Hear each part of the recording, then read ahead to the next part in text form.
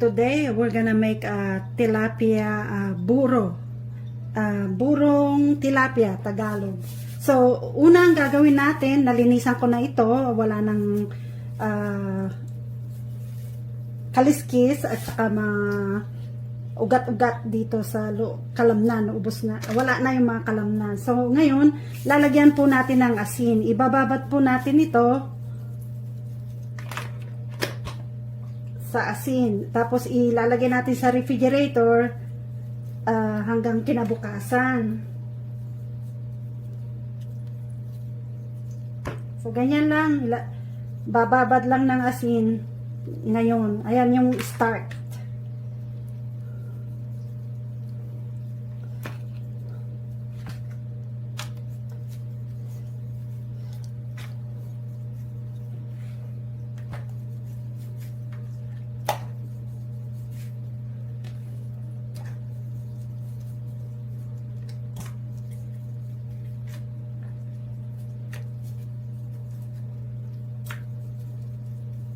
So, ayan, tapos na. Ilalagay na lang muna natin sa refrigerator. Ito na, meron tayong 4 na cup na kanin. Tapos, meron na rin akong na chop na luya.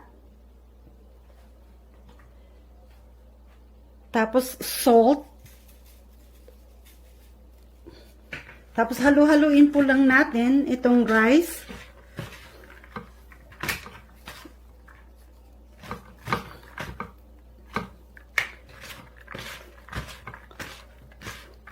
Meron tayong na-sterilize na jar dito. Ito ang gagamitin natin para sa ating tilapiyang burong tilapia. So, una, lalagyan ko muna ng rice sa ilalim.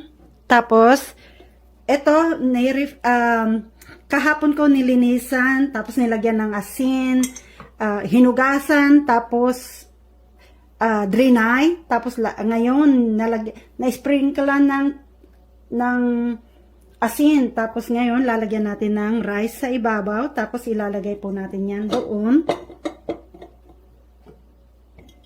Tapos Tapos ang process lang natin, ganyan lang po. Lagyan ng rice, ilalagay doon sa ilalim. Oh.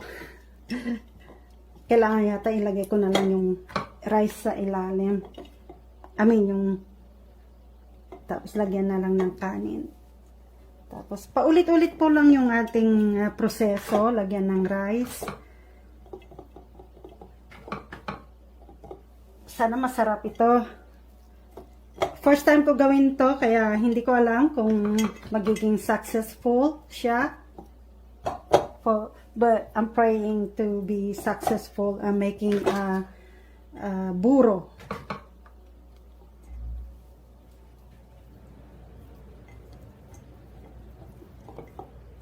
Isang jar lang yata magagamit natin.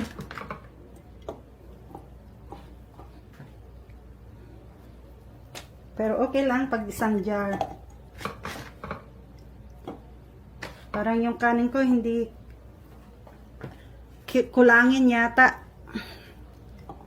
So ayan. Punong-puno na, kailangan natin i-press para walang singaw. So, ayan. Tamang-tama lang. Isang lang yung nagawa natin. Isang jar. 4 na tilapia po ito. So, ayan. Tatakpan po natin yan. So, ito, lilinisan natin yan sa bunganga. Tapos, tatakpan po natin. Tapos, ilalagay lang po natin ito sa malamig at madilim na place. I'm gonna do this like about 5 days.